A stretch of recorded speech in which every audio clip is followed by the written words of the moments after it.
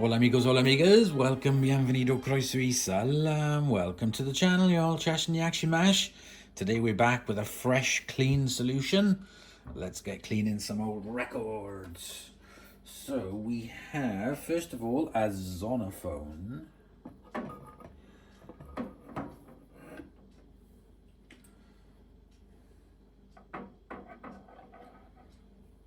And we have his master's voice that is very badly manky and scratched. We have another his master's voice, but this is an older one. I'm sure this one predates 1920s. And finally, another really old one. This is a Winner record. It's mega old. Got the temperature set at 30 degrees. Let's get the nut on. Come on.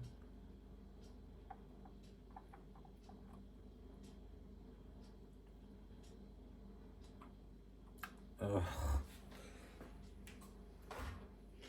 Let's try the other nut.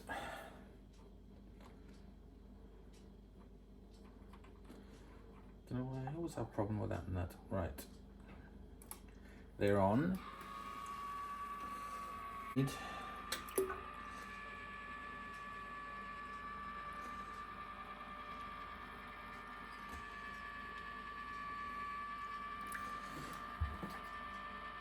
we go. Set it on to 30 minutes. 25 minutes, sorry. And let's start cooking.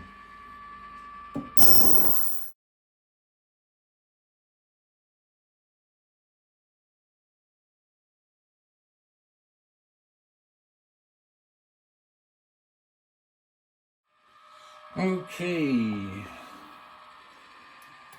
Lots of bits in the bottom of that.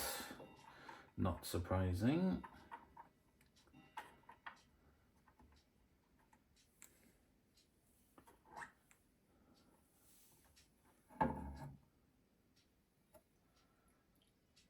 These definitely look a heck of a lot cleaner so far.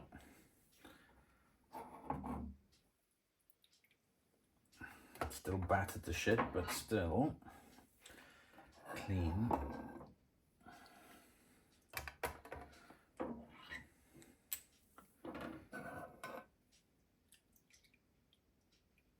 Okay, right.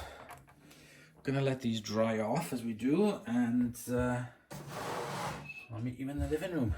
Let's have a listen, see what we got for today. Okay, so we're back in the living room. Let's have a look at the first one, which is a Winner record, The Broken Melody. And on the other side, we have the Phantom Melody. So let's do the Phantom Melody first.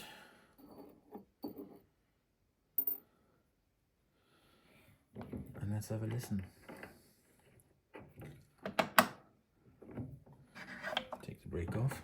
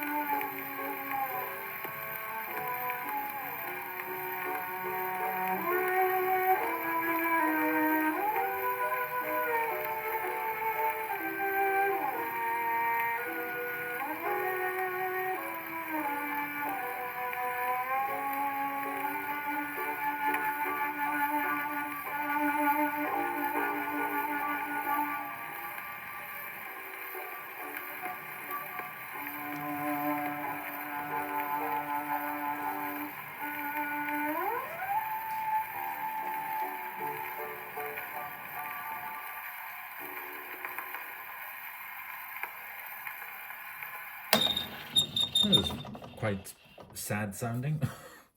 Right, let's have a listen to the next one.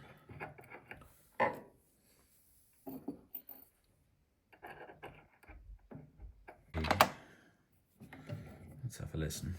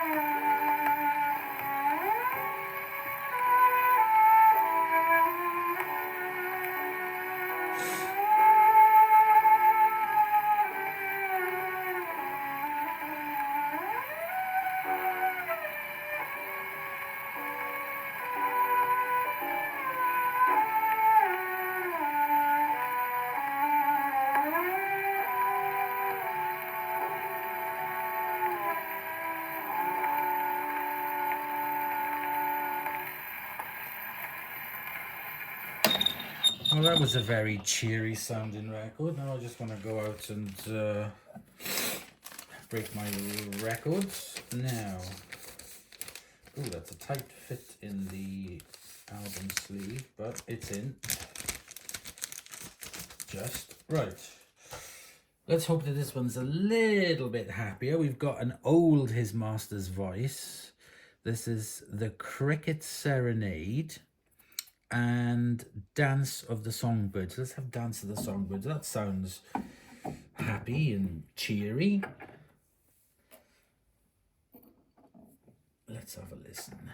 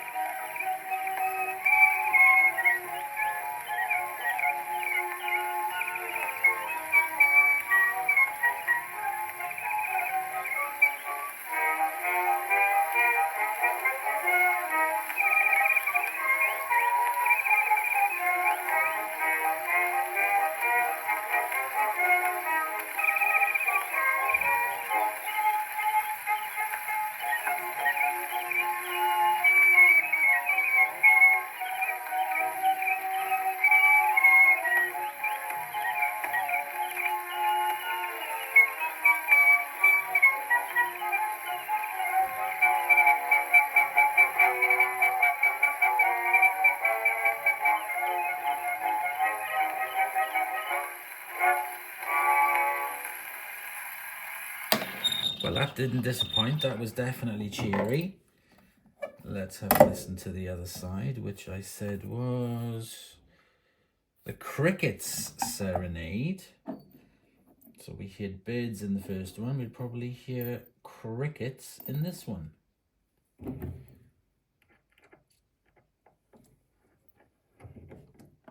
Let's have a listen.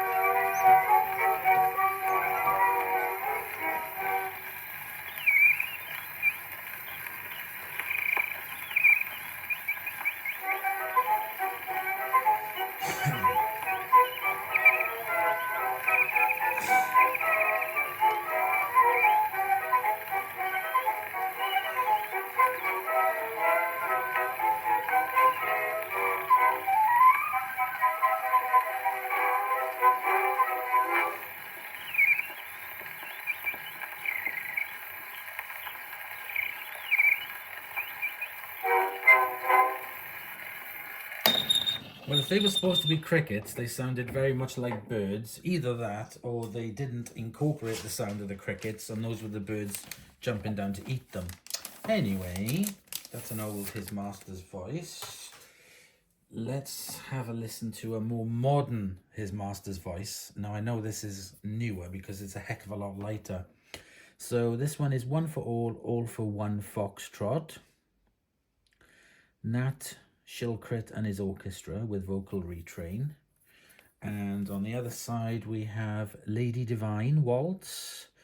Let's have, this is the theme song to the film The Divine Lady.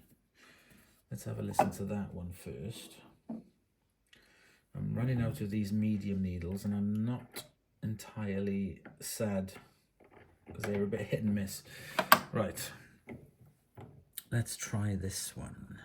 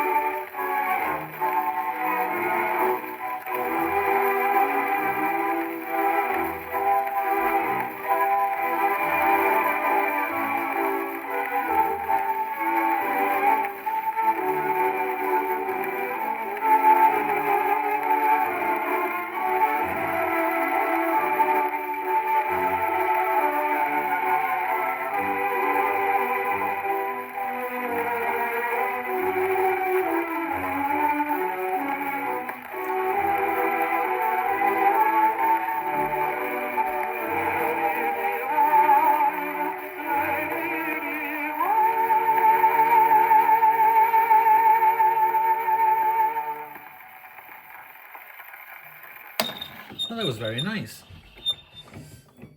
Right, let's flip and have a listen to One for All for One. Now, can't pick up a needle, right. Let's have a listen.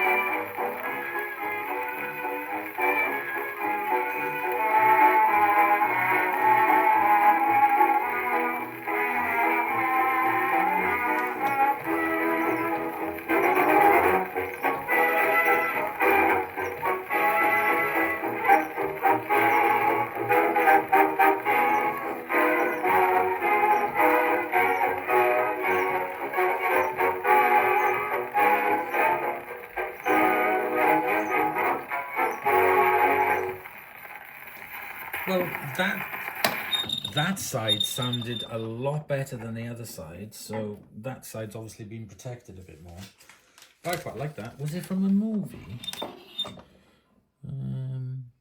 Theme song from the film The Iron Mask. Ah, alright, okay.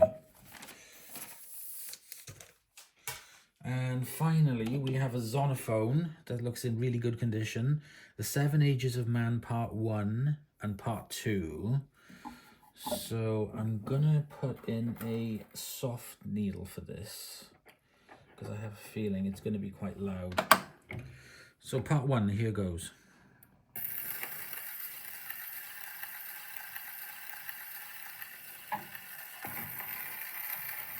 All the world's a stage. All the men and women merely play. They have their exits and their entrances, and one man in his time plays many parts. At first the infant, mewling and puking in his nurse's arms. Stop playing, you.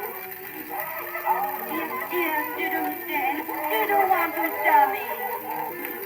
But don't keep dropping your dummy then. That's a good boy. There. Then the whining schoolboy, his satchel and shining morning face, creeping like snails, willing little school. And don't tell me you'll be late for... Hang on, I'm going to put on a thicker needle because this is all voice.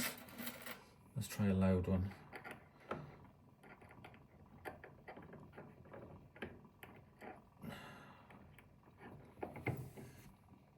The whining schoolboy, his satchel and shining morning face, That's better. creeping like snails, willing little school. And don't tell me you'll be late for school. Don't care if I am, see. Oh, you naughty boy. I'll tell the teacher and you'll get the cane. Don't care if I do get the cane. Ooh, I bet it'll hurt you. No, it won't, see. Oh, why not? Because I've got an exercise book in my trousers. And then the lover, sighing like furnace, with a woeful ballad made to his mistress' eyebrow. Darling, I hate to say goodnight to you. This has been a wonderful evening, darling. Darling. Oh, darling. Oh, darling. My precious. My precious. My ownest. My ownest. Kiss me, darling. It can't be wrong to love like we do, darling. Darling. Sweetheart. Sweetheart. Kiss me again. Oh. And then the soldier, full of strange oaths and bearded like the past, jealous in honor, sudden and quick in quarrel, seeking the bubble reputation even in the cannon's mouth. Where did that one go, Bill? I don't know. There's plenty more where that come from. You could have had it this morning, Bill. Yes. My old woman don't half like peculiar letters do. Here's the ruddy war been on 4 years and her seems as happy as a sandboy man. Listen here to what she said. Dear Bill, I was glad to get your letter and trust you are still alive when you get this. Blimey, that's a good one. How did you get it if you wasn't alive? Well, you know what women is. They ain't got military minds like what we has. But listen, me and the kids is always talking about you. And I lies in bed every night and wishes you were here to turn over. Yeah, blimey, that's a good one. Use your brains, it means the letter, not me. What she say? I expect you find things very much alive in the trenches. Blimey, everywhere's alive. Hoping this finds you as it leaves me, your loving wife, Furious. P.S. If you shouldn't reply to this, I shall know you haven't had it and shall hope for the worst.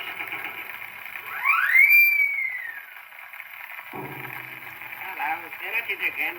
Come on, Bill. Okay, so this is dated to around 1943, if he said 4 years into the war.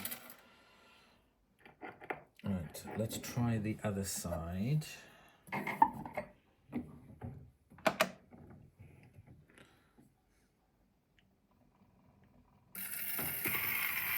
And then the justice, in fair round belly, with good cape unlined, with eyes severe and beard of formal cut, full of wise saws and modern instances, and so he plays his part. The next case, my lad, is that for the suit for breach of promise of marriage between Miss Winnie Wallflower and Mr. Percy Flower. My client, Miss Wallflower, is suing for damages. May I ask, Miss Wallflower, when Mr. Percy Flower summoned up courage to propose to you? It was at the Palace, sir. Dear me, Miss Wallflower, will you explain to us what occurred when the defendant did propose to you? Well, Your Honour, I was shaking the shimmy. Shaking the shimmy? I thought you said you were at a dance. Yes, I was, Your Honour. Perhaps learned counsel can inform me. I always understood from my wife the garment in question is not an article of wear that is displayed in public at all, let alone taken up at a dance and shaken. If that noise occurs again, I shall clear the court. The sixth age shifts into the lean and slipper pantaloon, with spectacles on nose and pouch on side, his youthful hose well saved, a world too wide for his shrunk shank, and his big manly voice turning again toward childish treble, pipes and whistles in his sound. Makes one feel young again, Grace, having a dance. You mean it makes us really feel young again? But to be perfectly candid, it finds out my sciatic spots the following morning. So it did mine at first. I used to go to bed for a week after a dance. But I found a new week now. I smother myself with Thermogene before the dance and go to sleep in the afternoon. Then the following day, my very rubbed me down with some elements. And after a Turkish bath, I feel almost human. Come along, my dear. Put your paper hat straight, and let's make the most of this foxtrot. Last scene of all that ends this strange and eventful history is second childishness and mere oblivion. Sounds deep, sounds eyes, sounds state, sounds state. Here's your bread and milk, dear. I expect you want it. No, I don't want it. I suppose I'm going to have it. Here's the vicar, dear. Ah, my dear Mr. Hemmington, I was just passing and I thought I must call and offer you my congratulations on your birthday. You must be a great age, Mr. Hemmington. I'm 84. Ah, an octogenarian. No, I'm not. I can eat meat if it's cut up. There's something very wonderful about old age, Mr. Hemmington. Is that? You can't see without your glasses. You can't stand without your sticks. And you've got nothing left in your mouth but gums. And instead of a steak, you have to be content with benches. When you can't raise your elbow without getting lumbago. When you have to sit all day and listen to a lot of damn fools telling you you look pale and hearty when you feel like a worn-out cab horse. Can you tell me what's wonderful in that? Even so, Mr. Hemmington, I expect you find a lot of enjoyment in life. What with?